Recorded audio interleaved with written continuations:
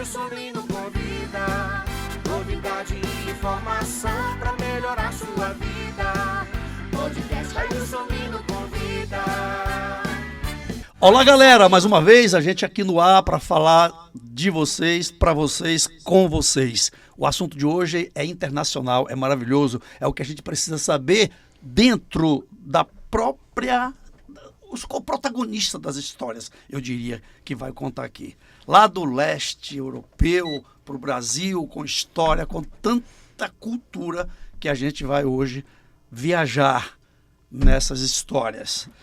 Os temas de hoje são os seguintes: Dia Nacional da Comunidade Ucraniana no Brasil, Independência da Ucrânia, exposição de Mikhail Klozov, não sei se eu pronunciei certo, e Dias de Cinema Ucraniano 2026. Para falar desses assuntos, a gente trouxe as pessoas de lá, os quase protagonistas das histórias, que vão contar, que vão interpretar para a gente.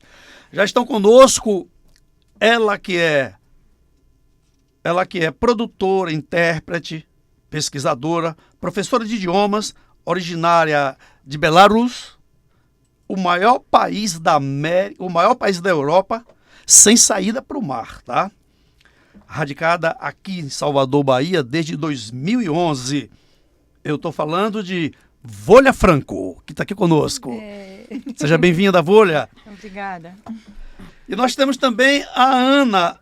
Eu vou me arriscar a falar o nome dela, tá? Para ver se eu consigo. Anastasia. Sim, Anastasia. Anastasia. Artista, ilustradora, designer e fotógrafa. Natural da Ucrânia, é claro. E radicada aqui também em Salvador desde o início da invasão russa na Ucrânia. E ela já se envolveu e se envolve em vários projetos culturais para chamar a atenção da sociedade brasileira para o que acontece no país dela.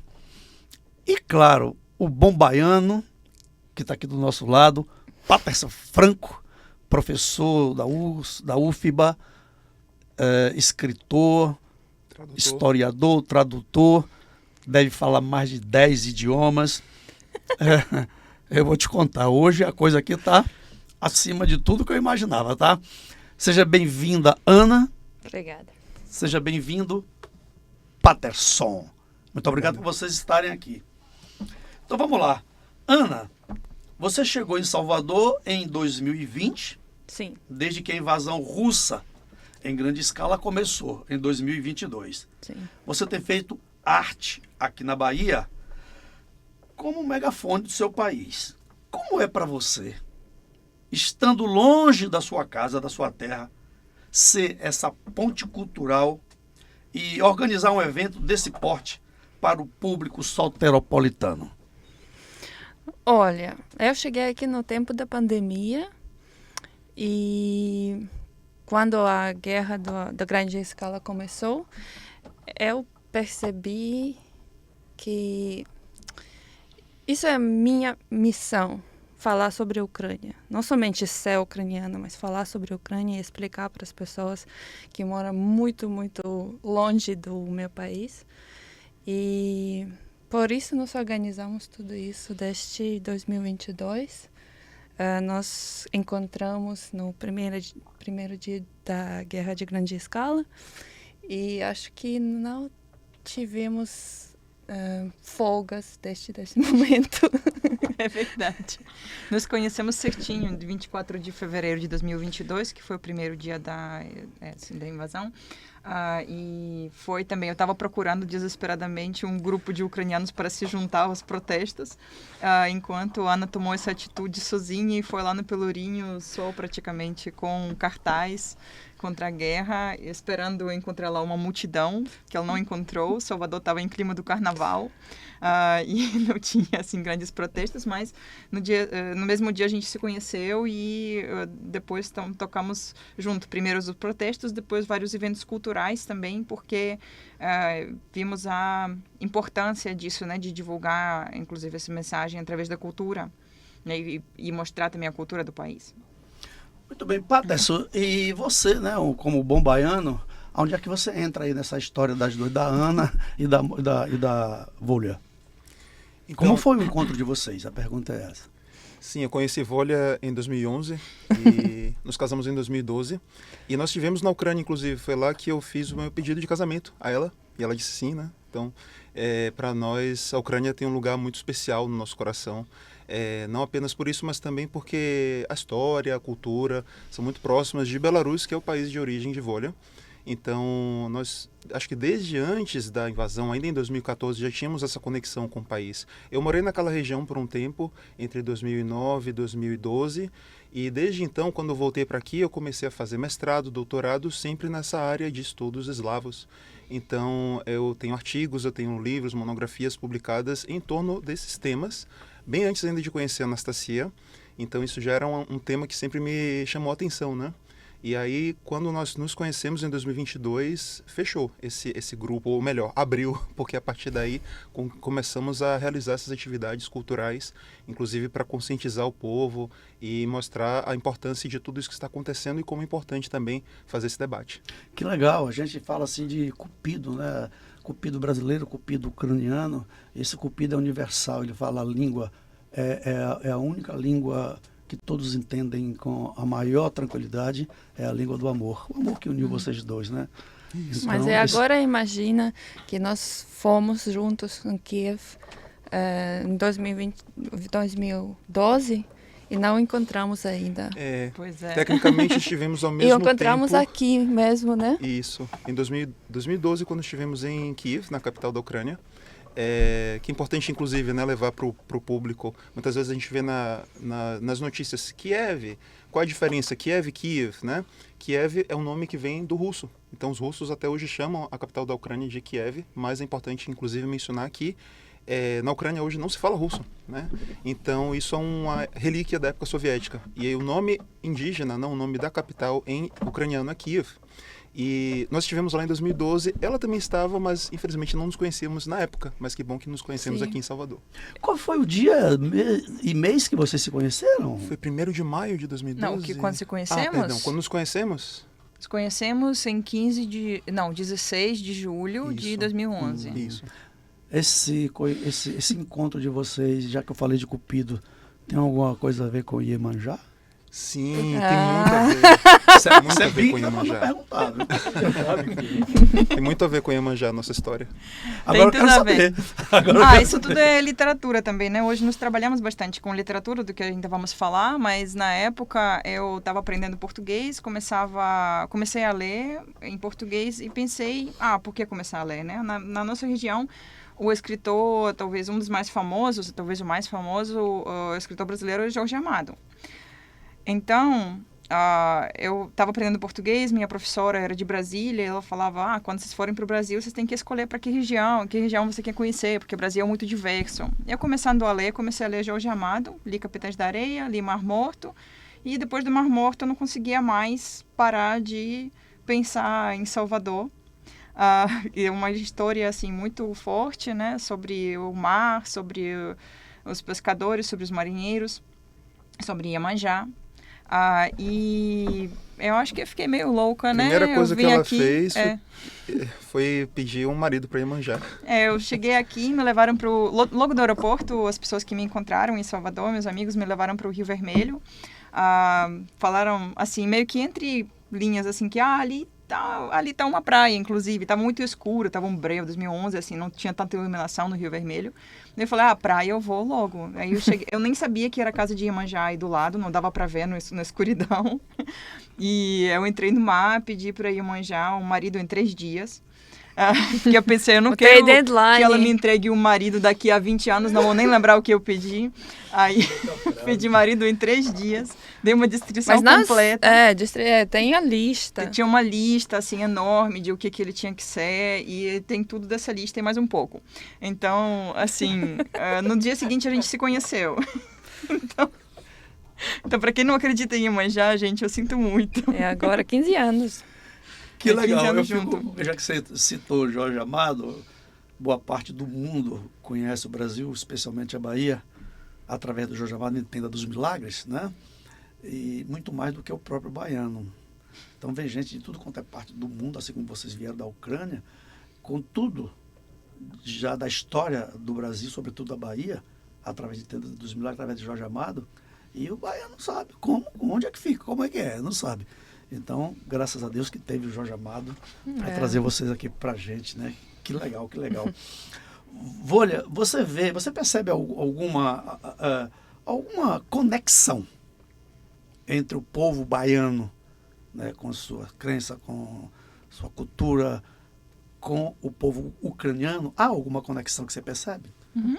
Eu só vou ressaltar que eu sou originalmente de Belarus. Eu tenho também uma ascendência ucraniana, mas eu sou de Belarus, que é um país vizinho da Ucrânia, e que está, inclusive, fazendo um papel muito infeliz nessa guerra, ajudando o Putin a invadir a Ucrânia no início, né, em 2022. E nós temos uma ditadura, eu estou nessa luta contra a ditadura. Mas, voltando na sua pergunta sobre as crenças, eu acho que sim, eu achei isso muito... um diálogo, assim, digamos, né, que eu consigo imaginar entre as crenças que nós temos. Eu acho que eu posso abraçar aí tanto o povo belarusso quanto o ucraniano nesse sentido, porque apesar de ter o cristianismo lá por mais de 1000 anos, nós temos muitas crenças pagãs antes disso, né, que vem antes do cristianismo. E isso sempre está ligado com as crenças das divindades que são muito conectadas ou que representam as forças da natureza.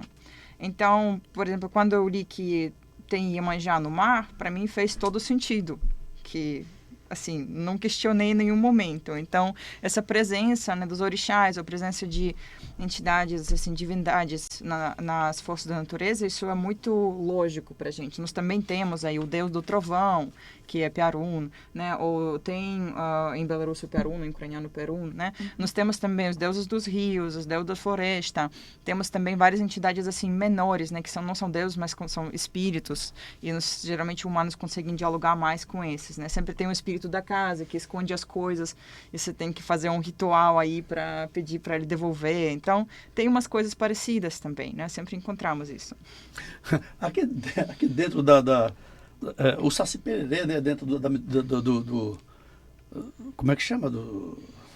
Folclore? Do folclore, ele também gosta de esconder as coisas, né? Isso assim, inclusive, também eu não sei como eu digo, não chamar corretamente, mas é do Guarani, né? Tem a ver não com é as só mitologias, tipo um né, folclore, divindades. assim. O folclore é um termo que termina muitas vezes apagando identidades de religiões, né, espiritualidade indígena, mas que tem a ver também com essas práticas pré-cristãs, né, que unem tanto Belarus, Ucrânia e o Brasil desse ponto de vista, né, ancestral. Que legal. Ana, e você teve muita dificuldade em absorver a língua portuguesa aqui na Bahia, no Brasil? Sim. Eu tenho trauma de português. Eu adoro português, mas preciso praticar mais. É porque eu sou digital nomad digital. Então, eu não tenho trabalho aqui, eu não preciso usar português cada dia. Então, é importante para mim às vezes comunicar com brasileiros na língua deles. Hoje é o exato dia que esse programa vai ao ar, apesar de ter sido gravado aí uma semana atrás, que é no exato dia em que esse programa vai ao ar, que vocês estão inaugurando lá no Salão Goethe Instituto, né? A exposição documental e multimídia do Dali. Sim, não é isso? Maxim Krivtsov. Sim. Esse grande guerreiro, historiador, melhor, poeta e até metralhador, né? O livro aqui que Olha e Patterson traduziram. Sim. Conjugação. Na verdade, começou, eu acho que parte de um longo assim, projeto de divulgação da obra dele. Temos aqui também um postal com o retrato de Maxim e o último poema que ele escreveu. Esse foi o primeiro poema que nós conhecemos. Não sei se cabe recitar. Cabe, por favor. Vê se você consegue colocar. Ela vai recitar esse poema. E enquanto isso eu vou... Colocar. Pode botar os dois, ela e o livro, por favor. Por favor, Volha. Ok. É o último poema dele que ele publicou nas redes sociais 2 dias antes de ser morto na guerra. Minha cabeça rola de uma moita a outra, como uma pedra rolante ou uma bola. Meus braços arrancados renascerão em violetas na primavera. Minhas pernas serão arrastadas por cachorros e gatos. Meu sangue pintará o mundo de uma nova cor, Pantone sangue humano. Meus ossos serão sugados pela terra, criando uma carcaça. Minha metralhadora furada ficará enferrujada, coitada. Minha roupa de troca e equipamento serão passados para os novatos. Mas que venha logo a primavera, para eu finalmente florescer como uma violeta.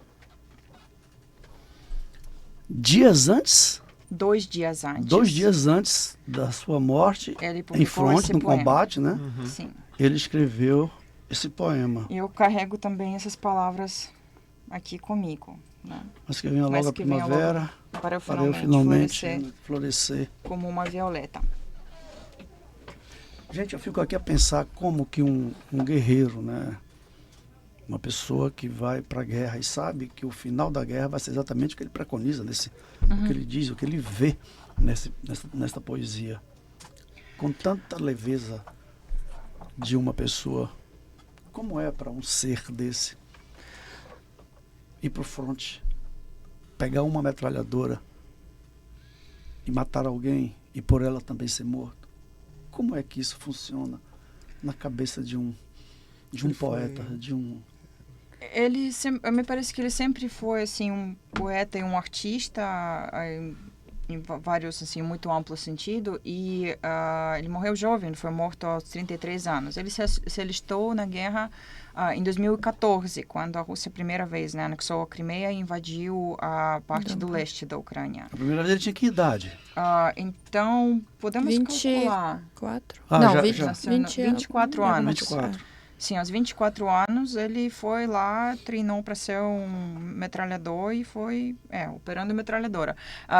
Assim, é curioso que geralmente as pessoas que conheciam ele, sim, as pessoas que conheciam ele perguntavam, assim, ficavam surpresas que como esse menino, assim, um menino que tem cara de poeta, cara de, assim, artista, né? Que como que ele pode ser um metralhador, um soldado e tal, que meio que não parecia o arquétipo talvez, né? E ele se orgulhava muito de ele ser um defensor da pátria, para ele era uma questão assim de honra, e mesmo no front ele escrevia poesia, ele tirava fotos, ele registrava isso de um jeito de fato muito poético, muito artístico, e os irmãos de armas dele se surpreendiam de quanto ele via poesia no mesmo cotidiano. Eles passaram junto por aquele combate, depois eles voltam e ele faz uma poesia, eles falam, poxa, como que você enxerga tanta beleza nisso? Porque é uma guerra, né? Tem um motivo bem bonito em vários poemas aí desse livro. Esse livro, ele lançou, foi o primeiro livro só dele, antes ele participou de algumas coletâneas, ele estava muito feliz em lançar esse livro e recebeu ele um mês antes de ser morto. Então, não conseguiu, estava planejando o lançamento no seu aniversário, 22 de janeiro, e foi morto poucos dias antes, no dia 7 de janeiro. Então, o lançamento aconteceu já sem presença dele. E tem algumas imagens poéticas muito bonitas, tanto de violetas, isso já das últimas poesias, e outros, por exemplo, de girassóis. Girassol é um símbolo da Ucrânia, um dos símbolos, assim, inclusive na bandeira ucraniana de amarela e azul, o amarelo geralmente significa trigo, mas também esse campo florido, ou campo de trigo, ou terra amarela, ou as girassóis amarelas, também é uma imagem muito forte para ucranianos. Isso também, daí vem o óleo de girassol, que lá é muito mais popular do que de soja, os próprios sementes de girassol e tudo isso, mas ele traz a imagem de girassol preto, de girassol girassóis não colhidos no inverno, que já mostra uma tristeza, porque não colher a safra já significa uma tragédia, mas também girassóis como, ele trata nos poemas dele, girassóis como amigos dele, e que ele vira um dos girassóis, e ele se esconde nesse campo dos girassóis pretos, e consegue esconder porque o campo dos girassóis não colhidos, pretos, no inverno, camufla muito bem. No meio do caos total, ele consegue ver coisas que eu diria que um simples humano não consegue. Olha que leveza, olha que delicadeza, olha como ele vê a vida e consegue transmitir para a humanidade que, apesar de estar num caos, no meio do caos total, há uma vida, há essa poesia.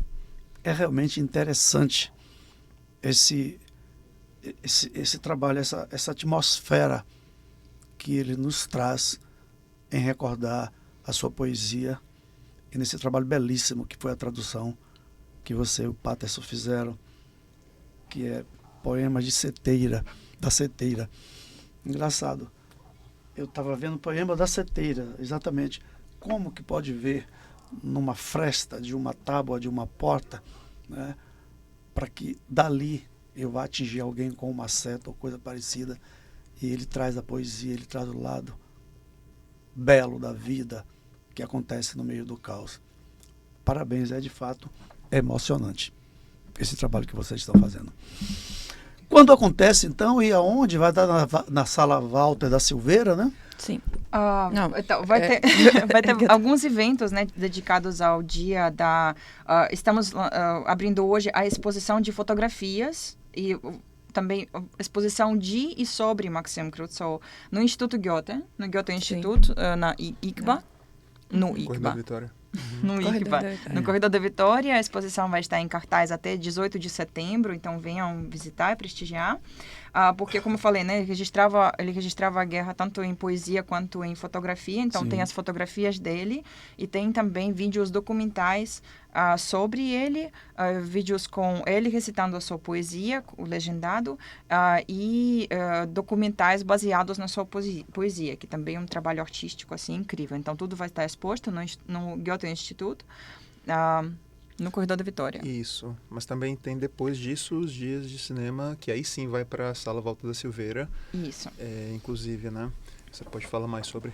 Eu acho que... Apenas 24 fotografias que ele faz essa mostra? Nessa exposição foram 24 fotografias selecionadas originalmente por Daria Krishna, que foi a curadora da exposição na Ucrânia, mas ela já passou por vários outros países, inclusive pelo Japão, pela Bélgica, e agora estamos trazendo aqui para a Bahia, né, aqui para Salvador, né, para a comunidade, e junto com esses poemas, junto com essas obras pela primeira vez. Né, porque também tem a questão da legendagem que está aí, inclusive, nesses vídeos que vão estar lá presentes, né, para quem for, explicando um pouquinho mais também sobre o autor. Também queria reforçar só o livro, mais sobre o livro, né, porque não comentamos isso. O livro foi publicado no final do ano passado, 2025, pela editora Rua do Sabão, e graças ao apoio também do programa Translate Ukraine, da Ucrânia, né, que apoia as traduções da literatura ucraniana para outros idiomas. Isso fez parte de uma iniciativa, né, do Instituto do Livro da Ucrânia. Sim. Então, assim, todo ano eles têm um edital, então, assim, foi toda uma questão que a gente conseguiu. E aí coincidiu com a editora Rua do Sabão, né, de São Paulo, que estava procurando justamente tradutores de ucraniano, já com interesse de trazer essa obra, e essa primeira de outras, né, que também estamos traduzindo. Sim, e esse ano isso. Estamos esperando o lançamento de mais 2 livros, e na verdade a caminho para cá nós soubemos que vai ser lançado também hoje, na segunda-feira, dia 24, está sendo lançado o livro de outro autor ucraniano, Artur Dron, que se chama Hemingway Não Sabe de Nada, também um livro de ensaios sobre a guerra, muito bacana, também traduzimos, eu e Patterson. E que também fala de guerra, só que assim, infelizmente, no caso de Artur Dron, né, esse autor, ele sobreviveu, ele está vivo. Assim, por que também ele está vivo, né? Porque ele sofreu danos permanentes, né? E por isso ele teve que ser evacuado do fronte. Mas assim, infelizmente no caso dele ele está vivo. Foi outro voluntário também, que também não tinha nada a ver com a guerra inicialmente, mas ele foi lá defender a pátria. E um tema recorrente dele, eu diria que sim, dos dois, né, de certa forma, são pessoas voluntárias que vão para o fronte para defender suas famílias, para defender sua terra, seu povo. Enquanto muitos fogem. É claro que assim, a gente não pode julgar, né? Seria realmente difícil uma situação, imaginem, o Brasil sendo invadido, quem que vai para o front, quem que não vai. Quer dizer, é fácil dizer, eu vou, mas muita gente vai ter medo, e é normal, e eles tratam disso, eles falam também dessa questão de você ir lá defender, né, o seu país, enquanto muitos não vão, mas eles foram, e Arthur Drone também. E Ele ainda foi tem como voluntário. Ele voluntário. teria, Uhum. ele é bem jovem, também Mais ele tem jovem 25 anos. hoje. Ele teria ele teria idade para poder ser mobilizado, mas ele já é o veterano da guerra, porque ele se alistou como voluntário antes, já lutou por 5 anos. Acho que 5 anos por aí. Por 5 anos, e foi... agora não está lutando porque sofreu um ferimento, então passou por reabilitação e agora está escrevendo livros sobre a experiência dele. Ele é o escritor profissional, então... Nós tivemos aqui, um tempo atrás, aqui nessa bancada, um guerreiro brasileiro que foi para a guerra da Ucrânia. Ele foi um dos mercenários, né? Que muita gente que vai por dinheiro e qual país que paga melhor, e eles vão. E trouxe assim muitas histórias. Aí eu fico a pensar, hoje com a mudança que está havendo na guerra, o front está com um formato diferente, né? Hoje tem horário, tem local, os drones não são mais os mísseis como eram antes. Os drones, eles são mais eficazes e mais perigosos, eu diria. E com isso, os países que estão em combate, eles perdem com muito mais velocidade os seus soldados. Onde é que nós vamos chegar, Patterson? Você como bom brasileiro. De certa forma, esse conflito na Ucrânia está redesenhando o que entendemos como guerra no século XXI. Então, essa questão dos drones que você colocou realmente é uma questão que muitos países estão estudando o fronte da Ucrânia. Pode parecer uma guerra distante, que não tem nada a ver com o Brasil, e eu realmente espero que não tenha nada a ver conosco, mas infelizmente existem já consequências que sofremos aqui, inclusive questão de inflação, questão de crise migratória, questão de não apenas migratória do povo ucraniano para cá, que isso é um número relativamente pequeno, mas não é inexistente, de pessoas que são refugiadas que vêm para cá. A mãe de Anastasia, por exemplo, ela veio em meio à guerra, ela fugindo de tiros, de bombardeios, ela conseguiu, felizmente, pegar um trem e ir para a Polônia e de lá vir para cá. Mas também toda uma crise humanitária no sul global que é ocasionada a partir disso, né? E na questão dos drones e dessa mortalidade, uma coisa que também vem revolucionando o mundo de um modo geral, mas particularmente nesse sentido, é o uso da IA. Então, se vocês repararem, as armas estão sendo aprimoradas praticamente em tempo real no meio desse conflito. E não sabemos exatamente quais são as consequências. Acho que ainda vamos demorar anos para entender até onde isso tudo vai chegar e que consequências isso terá. Mas, de certa forma, isso torna o conflito mais mortal, né, no sentido de que cada vez mais pode se matar mais com menos, mas, ao mesmo tempo, existe uma espécie de necessidade menor de uso de pessoas, de tropas ali no chão, porque hoje os drones, tanto aéreos quanto de navio, de mar, né, marítimos, vão para o fronte muitas vezes em posições mais avançadas que os soldados podem chegar. Então, realmente é um cenário bem complexo. A letalidade cada vez maior e a gente não sabe exatamente o que vai acontecer, como você falou, com o advento da IA. Não o advento, que a IA já existe dezenas de anos, lá desde 1950, lá desde Mas, assim, a mudança, a velocidade com que as mudanças acontecem, a gente não sabe exatamente o que vai acontecer amanhã. Ana, e a sua família? Ficou lá? Vem para cá? Minha família é minha mãe, somente minha mãe. Eu tenho muitos amigos que com certeza estão lá na Ucrânia, mas minha mãe cheguei aqui nos primeira semana do invasão. E sim, agora ela está aqui. Foi muito difícil porque eu sou do leste da Ucrânia, Kharkiv, é a cidade mais próximo da fronteira agora, e foi difícil porque na primeira semana da guerra foi tudo foi muito caótico. Então, você não conseguia chamar o Uber e ver para estação de trem. Então, ela precisava trazer como mala pequenininha, sabe, de 10 quilos e ir a pé. E foi 4 horas ou 5 horas que ela cheguei. Peguei o trem até Lviv, que é no oeste da Ucrânia. Depois ela foi para Polônia, para Varsóvia. E foi 10 dias que ela estava viajando para aqui. Tudo foi muito estressado para nós. Sim, nós já... Patterson, com essa exposição, com essa mostra que vocês estão realizando agora, desta semana, a partir de 24 de fevereiro, tanto a multimídia quanto a mostra do nosso guerreiro, o que é que você acha do público? Quem é o público que vai estar e qual o efeito neste público desses eventos que vocês estão fazendo? Então, é sempre difícil trabalhar com público no sentido de que é complexo, né? As pessoas são diferentes, acreditamos que vamos atingir um público diversificado, mas considerando o nosso histórico, né? Já fizemos um evento antes, inclusive no Goethe, este ano, para marcar os 4 anos da Guerra em Grande Escala.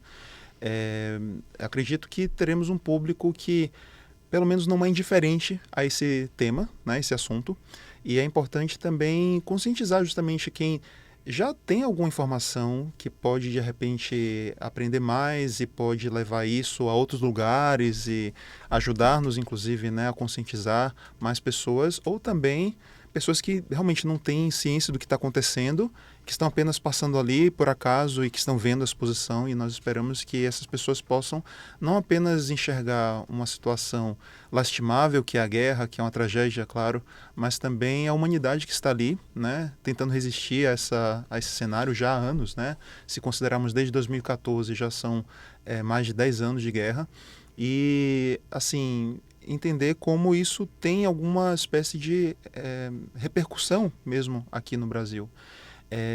Claro que esperamos que essa seja mais uma de outras iniciativas, como também a dos Dias do Cinema Ucraniano. E enquanto houver guerra, né, infelizmente teremos que continuar esse trabalho de conscientização através da cultura, de divulgação e de debate, né, em torno dessa ideia que é da resistência do povo e também de levar informação, porque muitas vezes a gente não vê muito na mídia. Parece que com o tempo vai diminuindo. Em 2022, todo mundo está falando sobre isso, mas hoje em dia, se perguntar, acho que a maioria das pessoas, muitas vezes, pergunta, mas ainda está tendo essa guerra? Eu achei que já tinha acabado, porque a gente não está mais vendo tanto nas notícias. Mas, infelizmente, não, ainda continua, né? Mas eu também queria adicionar uma coisa, sobre essa exposição e também sobre o Festival dos Filmes. Não é um evento sobre a guerra. Essa exposição é sobre poeta e fotógrafa que precisava se tornar o guerreiro. Isso não é filmes sobre a guerra, é filmes sobre as histórias ucranianas, não é sobre... Então, nós queremos trazer essa ideia que a Ucrânia não é guerra. A Ucrânia é cultura muito legal, que pode ser interessante para muitas pessoas, não por causa da guerra. Claro, muito bom você ter colocado isso, Ana, porque as pessoas estão achando de que a Ucrânia é um país que está o tempo inteiro em guerra e que tudo que vocês vão trazer é fomentando essa possibilidade de guerra. Se lá tem poetas, tem vida, tem coisas maravilhosas, mas vive em guerra, e um outro país que tem tudo isso, mas não vive em guerra, daqui a pouco vão interpretar errado, vão querer fazer a guerra porque a Ucrânia tem guerra e tem coisa boa, então aqui só tem coisa boa, tem que ter guerra. Mas as políticas públicas, minha cara Volha, no país igual o Brasil, por exemplo, né, vocês três fazem um trabalho extraordinário desse, traz essa mensagem, né, das coisas tão boas que há na Ucrânia, além da guerra, né? E um país igual o nosso, por exemplo, que a gente não vê tantas políticas públicas para minimizar essa possibilidade de ter uma guerra ou de estar trazendo esses assuntos como um fomento a isso, por querer ter mais do que um outro país, não na produtividade, na produção, mas tomando do outro, essas coisas. Acho que confunde muito a cabeça de um brasileiro, de um outro pessoa de outro país qualquer, se ele não tiver uma noção geral do que é que vocês estão falando, o que é que vocês querem dizer e o que é que ele está aprendendo. Isso pode ser uma confusão na cabeça das pessoas se as políticas públicas não levar, eu diria assim, subsídios e não levar fomento para o trabalho do professor Patterson, né? Ele está lá com a sala de aula, tem 000, não sei quanto % da população aprendendo como deveria.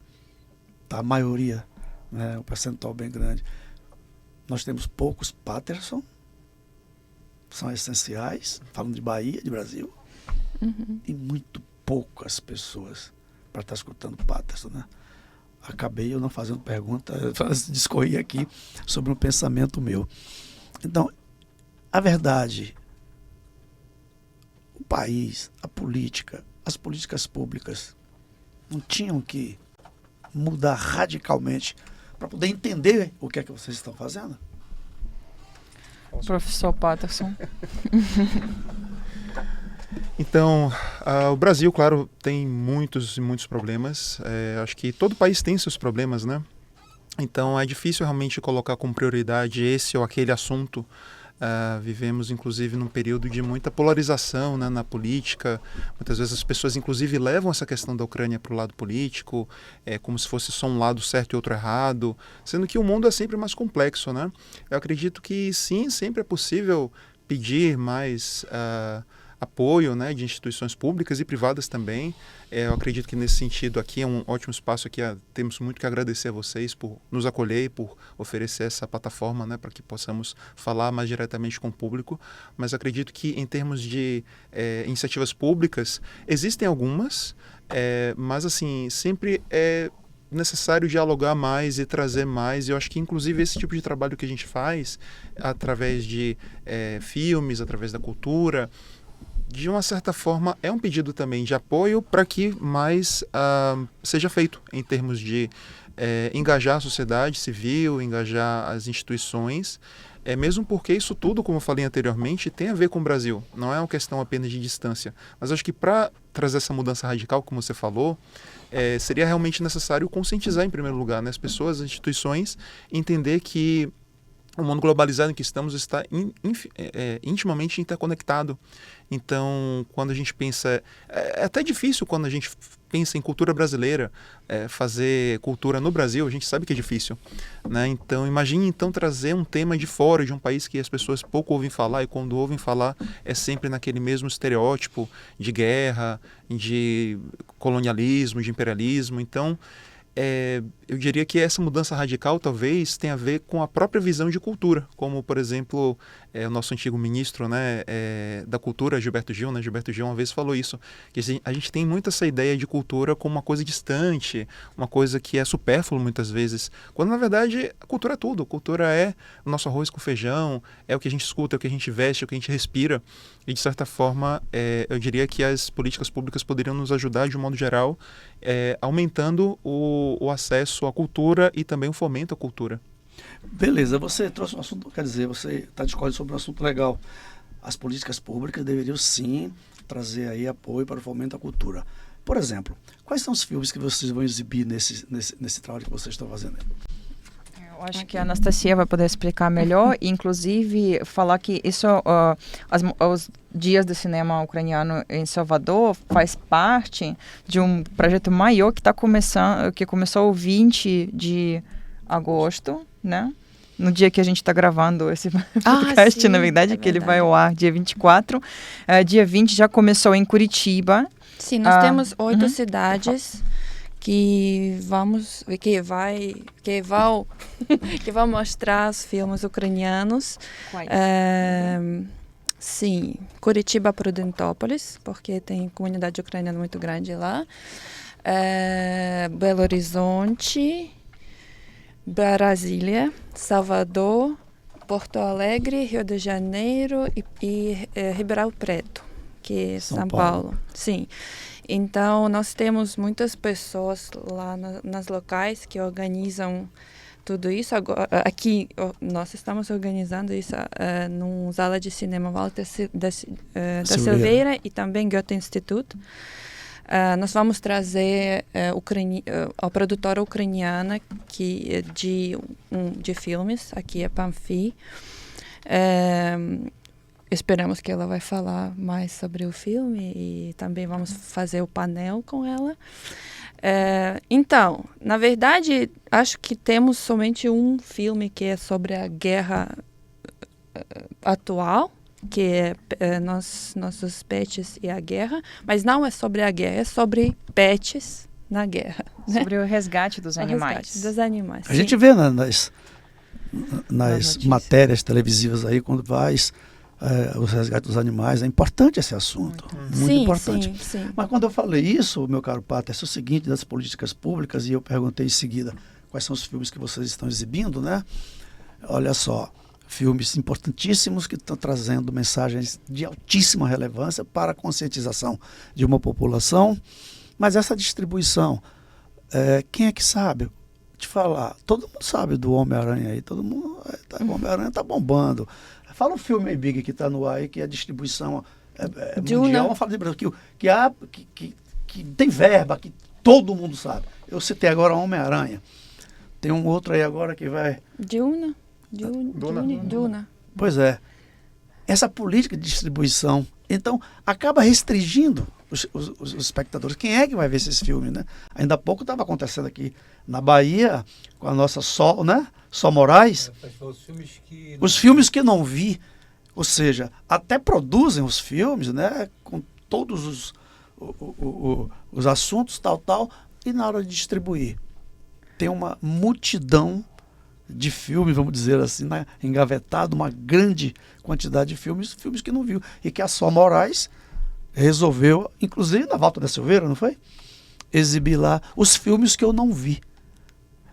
90% dos filmes produzidos não são distribuídos. E esses filmes que vocês estão exibindo, precisava de umas políticas públicas para ter uma distribuição ampla, para que a mensagem que vocês estão passando, que sejam de fato, que chegue às pessoas que precisam ter essas mensagens, para que não deturpem o que é a política, o que é a cultura, como o Gil agora falou aí, que o nosso Paterson relembrou, eu vi ele falando isso, e que chegue a mensagem de uma forma compreensiva na grande massa de uma população de qualquer país. Quiçá não minimizava as guerras na humanidade, né? Na realidade, às vezes é difícil competir também com os Estados Unidos, né, no sentido de produção de cinema e distribuição, né? Também não podemos falar algo semelhante com o cinema brasileiro, né? Também nem todos os filmes cheguem ao grande público. Ultimamente, não temos filmes importantíssimos que estão ganhando essa repercussão internacional, né? Mas isso também nem sempre é assim, infelizmente. Mas o que espectadores podem fazer também é sempre procurar por esses filmes não centrais, né? Não tão divulgados. Mas às né? vezes ele nem sabe como procurar, nem aonde. Não sabe. Ele não então, tem canal, gente, procurem. Hoje tem tanta ferramenta. Procurem salas de cinema, sala de arte de cinema, não sei, cinemas alternativos, Glauber Rocha, não sei, tem sala Walter de Silveira, sempre promove, Instituto Goethe, Aliança Francesa. Inclusive, um dos filmes que nós vamos exibir foi exibido antes na Aliança Francesa, ainda esse ano, em abril. Nós, nos Pets e a Guerra, que a Anastasia mencionou, que fala do resgate dos animais na guerra, já foi exibido. Aliança Francesa Mulher? Teatro Mulher? Isso. Teatro Mulher, Aliança Francesa. Acho que eles também mostraram Panfir no 2019, né? Então, às vezes acontece isso. Alguns filmes ucranianos, por exemplo, têm como coprodução alguns outros países da União Europeia, por exemplo, ou às vezes Canadá, às vezes alguma coisa assim. E aí, quando tem isso, aí eles divulgam também através das embaixadas, centros culturais ou alguma coisa assim. Então, às vezes, é possível fazer isso. É possível ver isso. Mas, existe. Na Netflix também estava passando o filme Você é o Universo, né? Que é um Sim. filme ucraniano também que De está ano bombando. passado, Que nós não temos nessa mostra agora, mas talvez ano que vem nós trouxemos aqui, mas já teve essa oportunidade, digamos assim, para espectador brasileiro ver através de outros canais. Eu acho que também temos que valorizar o que nós temos e que nós fazemos. E também lembrando que em Salvador a comunidade ucraniana pode não ser muito grande, né? Sim. Venham para nossos eventos que vocês vão conhecer quase todo mundo. Vai ter muito mais brasileiros. Não, em Salvador eu conheço 5 ucranianos. 5, acho que tem 6. 6, 7, por aí. Doravante você vai Não, conhecer bastante. Através dos canais aqui que nós vamos divulgar, tá? É que não tem muitos ucranianos em Salvador, essa é a questão, né? Não é que a gente conhece pouco. A comunidade não é muito grande. Mas no Brasil tem 600 mil... Cerca de 600 mil descendentes ucranianos, porque a história da imigração ucraniana... 600 mil descendentes. Descendentes. E a história da imigração ucraniana no Brasil já tem 135 anos. Ucranianos começaram a migrar para o Brasil no século XIX ainda, e no sul do Brasil, no Paraná, sobretudo, em Curitiba, em Produtópolis, em Malé, também no estado de Santa Catarina, de Rio Grande do Sul. Nós também temos essa ligação com a comunidade. Hoje não, né, no dia que estamos gravando esse podcast, dia 20, já começaram os dias de cinema justamente em Curitiba e depois vai para Prudentópolis, onde estamos também ajudando na organização desses dias de cinema lá, e estamos em contato forte, inclusive, com a comunidade mais antiga, com descendentes ucranianos, com pessoas de terceira, de quarta geração que ainda falam a língua, que aprenderam também a língua dos seus avós, bisavós, que preservam a cultura, que tocam instrumentos tradicionais como bandura, que fazem festivais de dança ucraniana. Ano passado eu fui para esse festival nacional do Brasil da dança ucraniana. Que legal. Festival que durou 4 horas, cada grupo apresentando apenas uma dança, durou 4 horas sem parar de dança ucraniana. Gente, incrível. E tem todo ano, tem festival. Então, lá tem muitos descendentes ucranianos, tem também pessoas que migraram agora por causa da guerra. Essas comunidades se dialogam muito e dialogam também com a gente. Então, hoje a gente se sente mais unido também com a diáspora ucraniana no Brasil todo. E lá as comunidades também fazem muito para divulgar a literatura, a cultura, a dança, muita coisa. Tem também muito trabalho no campo de tradução de literatura ucraniana, né? E é uma tradição muito antiga. Tinha uma tradutora, Vira Seliansky Wolf, que morou no Rio de Janeiro. Ela, infelizmente, morreu em 2024, se não me engano. Ela faria 100 anos esse ano. Mas morreu na idade de 98 anos. Ela traduziu todo o clássico da literatura ucraniana para português. Ela é professora da UFRJ, professora de alemão. Ela traduzia para o alemão, traduzia do alemão para o português, do ucraniano para o alemão, do ucraniano para português. Ela traduziu um montão de coisas, inclusive um desses filmes que nós... um filme que a gente não vai exibir em Salvador, mas que vai exibir em outras cidades, As Sombras dos Ancestrais Esquecidos. É baseado num livro clássico da literatura ucraniana que ela traduziu em 1985. E imagine, ela fazia esse trabalho quando a Ucrânia fazia parte da União Soviética, não tinha independência ainda, e ela do próprio bolso custeava as traduções da literatura ucraniana para divulgar a cultura do seu país. Então, assim, hoje que a Ucrânia é independente, apesar da guerra, não desiste, continua lutando pela sua identidade, pela sua cultura. Quem somos nós para desistir, né? Com a diáspora do combate à guerra, ou a ditadura ucraniana, vindo aqui para o Brasil, já tem 600 mil descendentes ucranianos. Daqui a pouco vai haver cada vez mais esse cupido que houve entre vocês dois aí, ó. E mais ucranianos, mais brasileiros, mais cultura ucraniana, mais cultura brasileira lá, e a coisa vai aumentar cada vez mais. Vocês estão de parabéns. Queria aqui massificar essa programação que vai estar esta semana. Que eu gostaria de falar os dias e sobre cada tema, por gentileza, Ana. Então, nós começamos no dia 2 de setembro, que é quinta, ou quarta.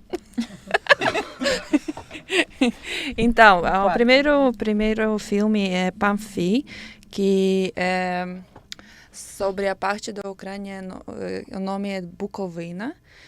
Então, é parte... É oeste, como, né? é oeste, A parte ocidental sim, e muito perto das fronteiras. Romênia. Sim, então é muito legal para brasileiros porque esse filme é sobre carnaval ucraniano e sobre crimes Sobre contrabandistas, Contrabandistas. sobre coisas clandestinas. Então é perfeito para brasileiros, eu acho. Todos os temas que a gente gosta aqui. Vamos seguindo, por favor, com a programação. Sim. Pode seguir, por Ele gentileza. retrata assim, a festa tradicional de festa de Malanka, que parece carnaval no sentido de que é também é muita fantasia, é Sim, muita... aqui tem máscaras, tem brigas, é. brigas do carnaval, Fantasias, sabe? Dia 2 de setembro. Dia 2 de Dia 2 de setembro. Dia 3 de setembro é o filme primeiro da Crimeia.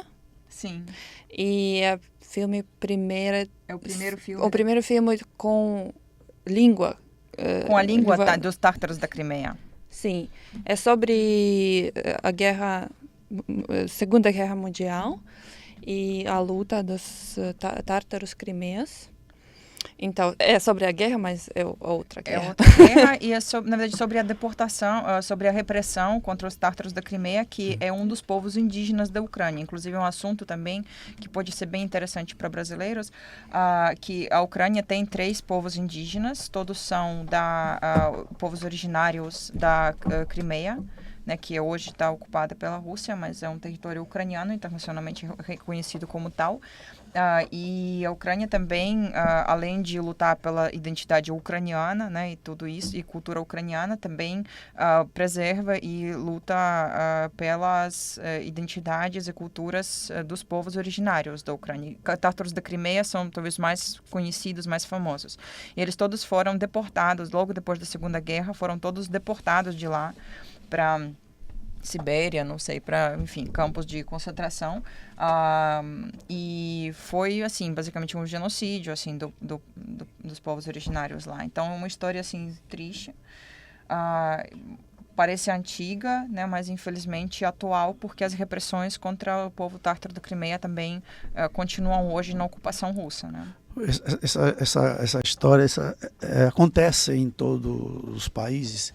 Os povos originários sofrem demais. Você vê no Brasil os nossos índios, aí você vai lá para a Austrália, você tem os aborígenes que vivem numa situação horrível agora, os ucranianos. Os melhores são os maoris, talvez, da Nova Zelândia, né? Não tem tanto sofrimento e eles continuam preservando sua cultura com maestria, o que não acontece com os ucranianos, com os brasileiros, com os aborígenes, etc. Então, é muito importante esse tema para que a gente possa preservar essa cultura. E volta a história, a fala do Gilberto Gil, né, meu caro Patterson, né? Então, cultura não é supérflua, é algo essencial, tem que falar, tem que defender, tem que fazer esse trabalho que vocês estão fazendo. Então, minha querida Ana, vamos à sequência, por favor. Vai ser no dia 3. Dia 4 é blockbuster ucraniano sobre... Produção, né? Superprodução, Superprodução, filme de ação. Filme de ação, tudo acontece toda hora. É um filme histórico que trata do século XVIII. A Ucrânia, pelo menos essa parte da Ucrânia, né, já faz parte da República das Duas Nações. Basicamente, assim, está muito próximo à Polônia, tá? Esse conjunto, né, da Polônia, Lituânia, Belarus, Ucrânia naquela época, antes da invasão russa ainda, antes do Império Russo, e mostra essa luta. E assim é um período de quando o rei morre e acontece uma disputa pelo poder, mostra as relações assim do povo ucraniano oprimido pelas nobrezas, que era uma condição semelhante, talvez, à servidão. De certa forma, dá para trazer uns certos paralelos com a escravidão, com muitas ressalvas, obviamente, mas assim, também trata-se de luta do povo camponês pela sua identidade, pelas suas terras, pela sua autonomia. Então, mas é um filme histórico, assim, muito bem produzido, assim, com muita ação, bem bonito também, bem interessante. Uhum. Vamos falar então pro povo onde é que eles vão massificar para ver esses filmes todos. Tudo Sala Volta da Silveira. Tudo Sala Volta da Silveira. primeiros Geralmente, Ali na Biblioteca dos Barris, você que não conhece ainda. Além desses três, ainda o que a gente falou antes, né? Nós, Nossos Pets e a Guerra, que é um Sim. documentário que é bem... Inclusive, esse é o único classificado para qualquer idade. Pode levar até criança, porque não deve traumatizar. Apesar de ter falado da guerra, do resgate dos animais, mas é um filme muito fofo, assim, muito gostoso, assim, sobre os animais e o amor pelos animais, que move Bacana. as pessoas É um nesse tema trabalho. extraordinário, fantástico. Ainda mais agora que os pets estão em alta, né? Então, as pessoas estão... Com certeza. Sim. E ela tem Eu vários adorando. tipos de pets, porque Tudo, tem pets que é leão, que é resgatado também, dezenas de leões resgatados da Ucrânia. Fala também disso, dando Isso, um que pequeno legal. spoiler do filme que acho que Olha não vai que ser legal, muito os spoiler. animais como E o todo. último filme que nós mostramos é no Goethe Instituto de novo. Voltamos para Goethe Instituto no dia 6. É comédia sobre o século 990. Os anos 90. Os anos 90, 90. desculpa. Século Português. passado. É comédia sobre a banda música. Sobre carro, Berlim e rock and roll, né? Baseado num livro também de um músico muito famoso da Ucrânia que morreu tem alguns anos antes da invasão em grande escala, mas que era muito popular e morreu num acidente de carro, que foi uma tragédia nacional. Brasileiros podem facilmente traçar alguns paralelos, assim, imaginar o sofrimento.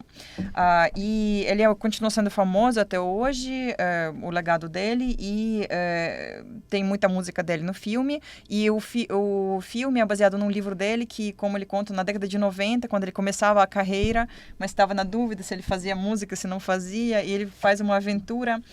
Ele road movie. Para impressionar a namorada, ele compra um carro muito, muito velho, assim, mas assim, um carro de verdade para um jovem músico pobre, sem grana. E ele fala, vou levar você para passear de carro, e traz um carro que não consegue nem... como se chama? Partida. Isso, nem da partida, você tem que empurrar para ele da partida. E alguém fala para ele, eu ouvi dizer que se você for para Berlim, que acaba de cair o muro de Berlim, lá eles compram essa raridade como uma coisa antiquada, e você pode trocar esse carro velho por uma Mercedes. E ele, iludido por essa ideia, vai lá e, enfim, depois... Olha o spoiler do filme, é muito legal, gente. É muito divertido. Todos esses filmes estão em cartaz agora, em setembro, na Sala Volta da Silveira, ali na Biblioteca Central dos Barris. Chama a galera e vai ver que é muito importante você aí conhecer outras culturas. E por falar em outras culturas, o Patterson e a Bolha, né, traduziram essa maravilha, Poema de Seteira. Onde é que as pessoas podem adquirir essa obra? Que vocês dois traduziram para o português. Pode ser nas Ucrânia. livrarias, pode ser... Acho que o jeito mais fácil pela internet, é muito fácil para encontrar no site da editora e em várias outras plataformas. A editora Rua do Sabão. Por favor, Basicamente, só editora Rua do Sabão. colocando Maxim Kreutzov, Poemas da Seteira, encontra muito facilmente. Tem na Amazon também, tem no site da editora, tem em várias livrarias. Aqui tem na livraria LDM, em Salvador. Coisa também, esse livro vai estar disponível na exposição. Sim, na exposição também, esse livro vai... Na exposição e nas mostras de cinema, vamos levar também alguns exemplares para vender, então, se alguém quiser adquirir na exposição ou nas mostras do cinema. Eu queria adicionar também, talvez, se permitirem, que a última mostra que vai ser no Goethe Instituto, esse filme de comédia sobre Berlim, vamos ter também uma roda de conversa com uma produtora ucraniana, com o produtor do filme Pamfi. E vem também um outro escritor ucraniano, Lyubko Deres, cujo livro está sendo programado para lançar em breve. Traduzido por nós também editado pela Rua do Sabão. Então, vamos ter essa roda de conversa, provavelmente ainda não está confirmado o horário, né, mas vamos divulgar já. Podem também seguir o nosso Instagram, Dias de Cinema UA, que é Por favor, bem Gabriel. fácil lembrar. Dias de cinema. UA. UA como a Ucrânia, né? Uau, como é a Ucrânia? É importante. Dias de aí. Cinema UA, nosso Instagram, podem seguir. E todas as atualizações estão lá. Também mandam suas sugestões sobre filmes ucranianos que vocês querem, os assuntos talvez dos filmes que vocês querem ver, que nós já vamos programar para o ano que vem. Sim. Muito bem, eu vou pedir licença a vocês. Aliás, eu vou convidar vocês três para que a gente possa dar uma volta aí no Brasil, nas estradas brasileiras. Hoje, com a globalização da tecnologia, os carros quase que se assemelham, né? Mas o que faz a diferença é a forma de aquisição desses carros. E por falar em forma de aquisição, você não precisa mais se preocupar em pagar juros em adquirir um Chevrolet. Nos 100 anos de Chevrolet no Brasil e nos 48 anos do seu consórcio, Consórcio Nacional Chevrolet, quem ganha o presente é você. Montamos um grupo com 100 meses, 100 anos, e você leva 2 carros. Um por sorteio, normal, e o outro por lance. Você está acostumado a levar um por sorteio ou por lance. No consórcio Chevrolet você corre um sério risco de levar os 2, um por sorteio e um por lance. Como é que funciona? Em janeiro de 27, o consórcio Chevrolet vai dar de presente um Sonic para um dos nossos consorciados que eles vão concorrer no sorteio. E você corre um sério risco de levar o carro que você pagou no lance do sorteio e o outro que é de graça, caso você seja o sorteado nos 100 anos da Chevrolet. Mas não para por aí. Você pode comprar o seu carro através do consórcio Chevrolet, que é da fábrica, sem juros, sem burocracia e sem pagar absolutamente nada mais do que o valor do carro e a pequena taxa de administração. E a contemplação se dá por 2 formatos. O primeiro é o sorteio, esse você conhece. Todos com a mesma igualdade e condição. Segundo é o lance. Esse você conhece, é o lance tradicional, que é quem dá mais, leva. Quem dá menos é desclassificado. Aqui na Chevrolet, ela ampliou essas possibilidades. Existe o lance livre, que é esse que você conhece. Existe o lance fixo. Esse é em 30%. Nem mais, nem menos. Todos que derem 30% serão contemplados nesta modalidade. Mas se você fala, eu não tenho dinheiro para lance livre, nem muito menos para lance fixo, não tem problema. A Chevrolet pensou em você. Existe o lance embutido, onde você vai utilizar da própria carta de crédito um percentual de 15% sem pagar juros e ofertar o seu lance, como a vovó dizia, fritar o porco na mesma banha. Mas se você tem ainda um carro de qualquer marca, de qualquer modelo, traz para o negócio.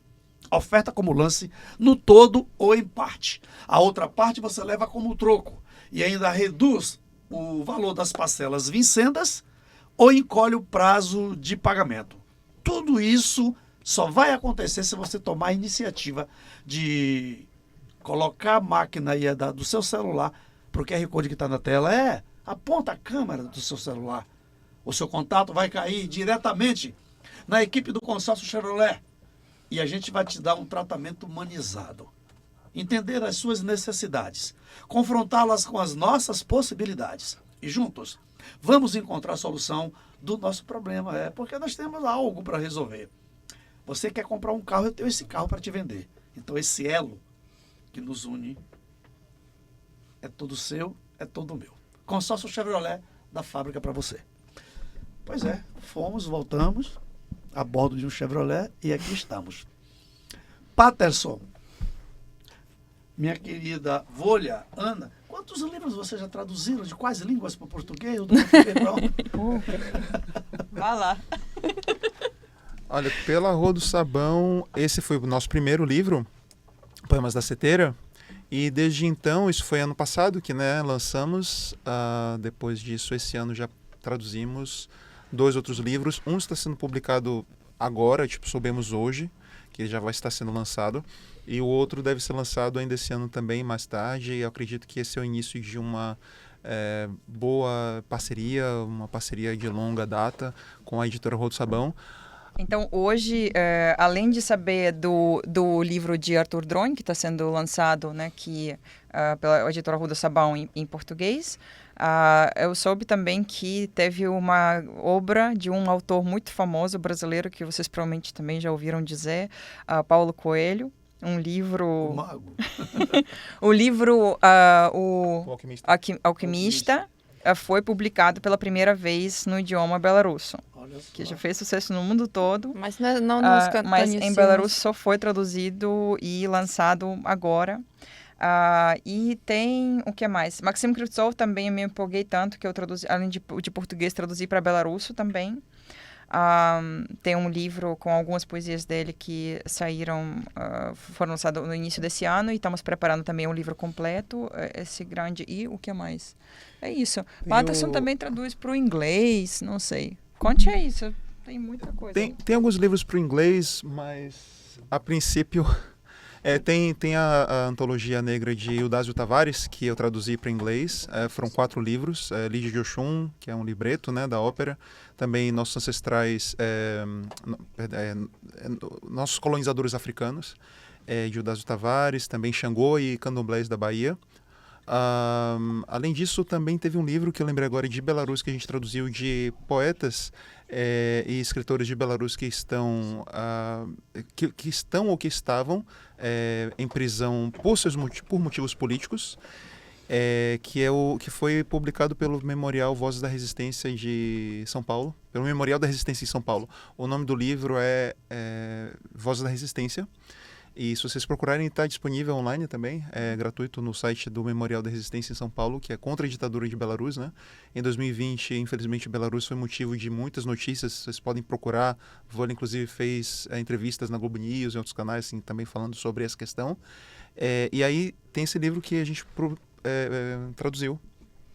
Muito bem. E tantas outras obras que com certeza vocês já fizeram aqui, não dá mais tempo para a gente falar desta vez, e tantos que você vai fazer. Vocês são muito jovens, muito inteligentes, muito prósperos e tem assim uma ambição muito positiva por difundir, né, a cultura desse mundo, por difundir a nossa cultura, por difundir o ensino, o acesso, né, para que as pessoas possam viver melhor. E um dia, quem sabe, a paz reina nesse mundo, né? Tomara. Ana, minha querida, te agradeço muito. Muito obrigada por estar Obrigada. aqui, tá? Espero encontrar você em outras ocasiões. Parabéns pelo trabalho. A Bahia, o Brasil, os brasileiros e os soteropolitanos te abraçam. Seja Obrigada. muito bem-vindo e muito obrigado, tá? Obrigada. Vôlei, querida, prazer estar aqui com você. Foi muito pouco tempo da nossa conversa, mas foi muito grande, muito grandiosa. Como eu falei no início, eu saio daqui muito maior do que aqui cheguei, por causa de vocês, tá? Muito obrigado, tá? Obrigada, é mútuo. Meu amigo Patterson, obrigado, amigo. Parabéns. É como diz na Bahia, você é o cara. Nós somos. Obrigado. Valeu, galera. E assim chegamos ao final de mais uma edição do nosso podcast. Ailson Lindo convida. Fui! Ailson Lino convida, novidade e informação.